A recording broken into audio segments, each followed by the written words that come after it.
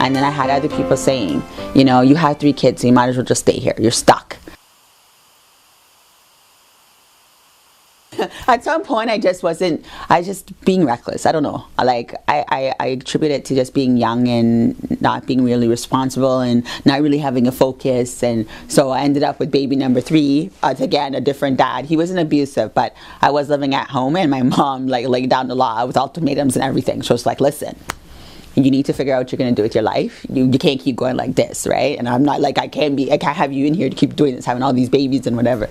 So, I mean, I had already decided when I got pregnant with the 3rd one, I had already enrolled in school. So I just kept going to school. With my mom's support, I was able to go to school, you know, do my nursing and all that other fun stuff. And finish college, get my RN diploma, get my registered nurse license, and I've been practicing now almost 16 years.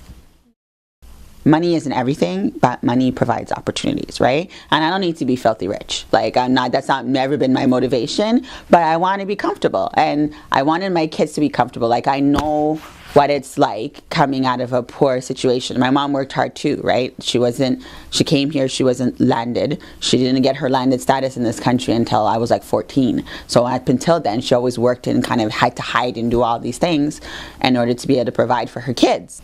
In the beginning, when I was younger, we grew up in, like, you know, we lived in Lauderdale and Caledon area, you know, low income housing and stuff. And when I peaked like around 12, 13, when my mom got her status, we moved to a nice house in Mississauga. And I remember that. Like, I loved this 4-bedroom detached, like, it was a mansion. So when I had my kids and we were in an apartment, there was a lot of crime where I lived.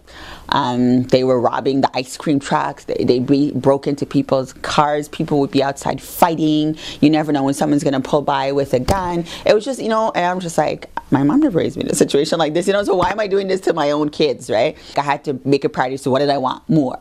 And I really wanted my education more. I really wanted my kids to have certain things. I really wanted to do certain things. And, you know, being, you know, on a welfare system with very minimal money, living in a social housing, like with having the bare minimums, it doesn't, you know, you'll never get that. So I just decided, like, there are certain things that I want. And I mean, it was amazing because when I worked part-time, it was minimum wage. And I went from a job that was minimum wage to a job that started at $28 an hour in a matter of like 2 weeks. You know, so it was just like, you know, like absolutely amazing. So it was the best decision I ever made. And then I bought my first home, believe it or not. So yay! I came out of like government subsidized housing to being able to buy my first home.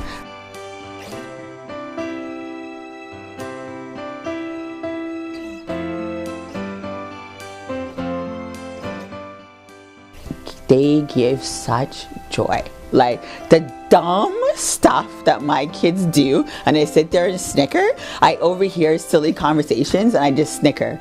They're the funniest, the most entertaining, the greatest people on earth, and to know that's you, like that's you and you did that. You know, it's the greatest accomplishment of my life, honestly, all 5 of them. Yeah, greatest. Yeah, for sure.